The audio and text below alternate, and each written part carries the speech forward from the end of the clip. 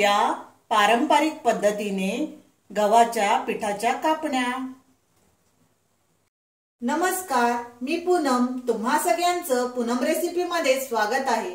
आज आपण आषाढ स्पेशल गव्हाच्या पिठाच्या कापण्या करणार आहोत। त्यासाठी 2.5 वाटी आपण गव्हाचं पीठ घेतलेलं आहे, 1 वाटी गूळ, बडीशेप त्याची पूड करून घेतलेली आहे, खसखस, मीठ, बेसन आणि ते सुंठ पावडर करून घेतलेली आहे।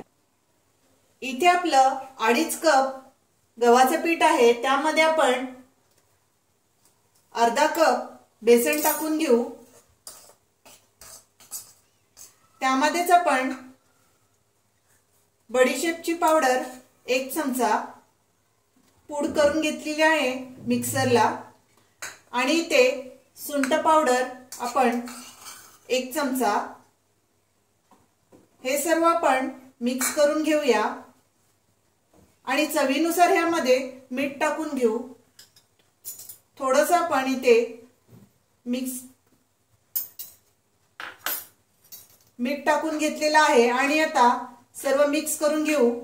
आणि ते आपण तेलाचं मोहन ह्यामध्ये टाकणार आहोत। तेल गरम करून घेऊया। इथे आपण तेल गरम करून घेतलेलं आहे कढल्यामध्ये, आणि आपण ते पिठामध्ये टाकून घेऊ। इथे आपण मोठे 3 चमचे तेल घेतलेलं आहे। सर्व पिठाला आपण मिक्स करून घेऊया।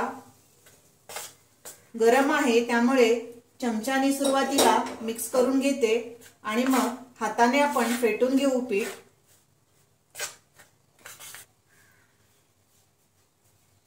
सर्व पिठाला आपण तेल फेसून घ्यायचं आहे। सर्व पिठाला आपण हाताने फेटून घ्यायचं आहे, त्यामुळे आपल्या कापण्या खूप छान अशा खुसखुशीत तयार होतात।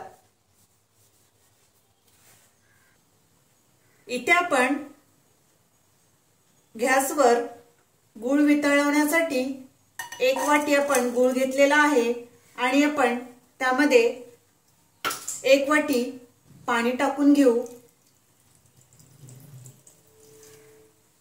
आणि ते आपण गुळाचं पाणी करणार आहोत, उकळवायचं।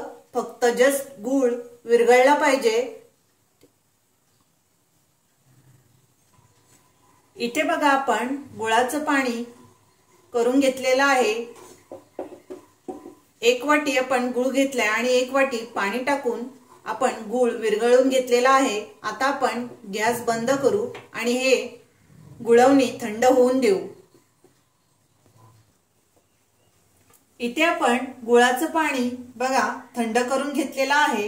आता आपण पिठामध्ये टाकून घेऊया। थोडं थोडं करून आपण मिक्स करून घेऊया। जेवढं पाणी राहतं पिठामध्ये लागेल तेवढंच आपण घ्यायचं आहे।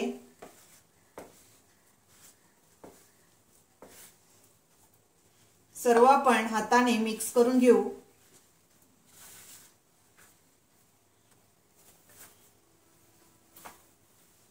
इथे बघा आपण गुळाच्या पाण्यामध्ये पीठ आपण मळून घेतलेलं आहे। सर्व पाणी आपण वापरलेलं आहे। तुम्हाला अजून पाणी लागत असेल तर वरून आपलं कोमट पाणी किंवा साधं पाणी घेतलं तरी चालेल, आणि हाताला लावून आपण पीठ मळून घ्यायचं आहे। आता आपण हे पीठ 10 मिनिटं झाकून ठेवू। पुरीला जसं आपण पीठ तयार करतो तसंच आपण थोडंसं कडक असं पीठ मळून ठेवलेलं आहे। 10 मिनिटांनंतर आपण लाटून घेऊया। इथे आपली 10 मिनिटं झालेली आहेत आणि आपण पिठाचे गोळे करून घेतलेले आहेत। आता आपण लाटून घेऊ। इथे आपण पीठ घ्यायचं नाही, वरून असंच पीठ गोळा करून आपण लाटणार आहोत।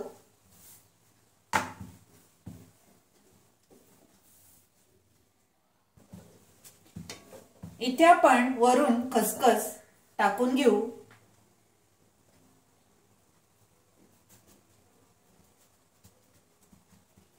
खसखस टाकल्यावर आपण लाटून घ्यायचे आहे, म्हणजे खसखस व्यवस्थित त्याला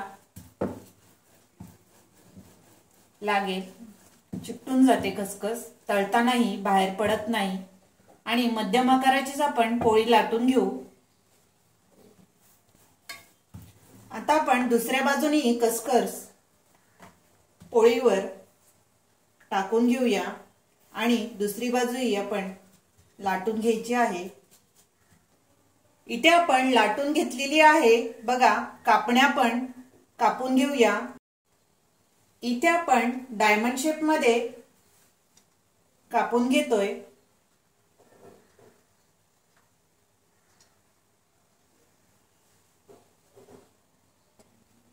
बघा, अशा प्रकारे आपण डायमंड शेप मध्ये कापून घेतलेला आहे। अशाच सर्व कापण्या आपण कापून घेऊ। सर्व कापण्या आपण लाटून घेतलेल्या आहेत आणि डायमंड शेप मध्ये आपण कट करून घेतलेले आहेत। तेल आपलं गरम झालंय, त्यामध्ये आपण तळून घेऊ। मीडियम गॅस ठेवलेला आहे।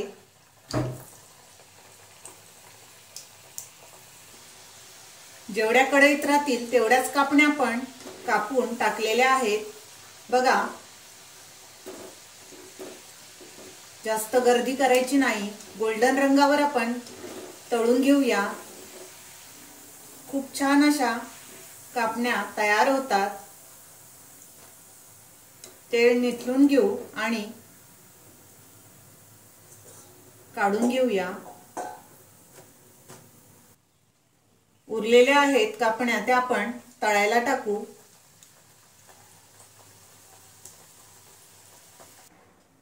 सर्व कापण्या आपण बघा तळून घेतलेल्या आहेत। गरमागरम गव्हाच्या कापण्या आषाढ महिन्यात नक्की बनवा। नैवेद्यासाठी पारंपरिक पद्धतीने गव्हाच्या कापण्या गूळ घालून तयार केल्या जातात। आषाढ महिन्यात तुम्ही हा नैवेद्य नक्की अर्पण करा आणि घरात सर्वांना खायला घाला। मुलंही आवडीने खातील। माझा हा व्हिडिओ आवडला असेल तर लाईक करा, शेअर करा आणि माझ्या चॅनलला सबस्क्राइब करा। थँक्यू।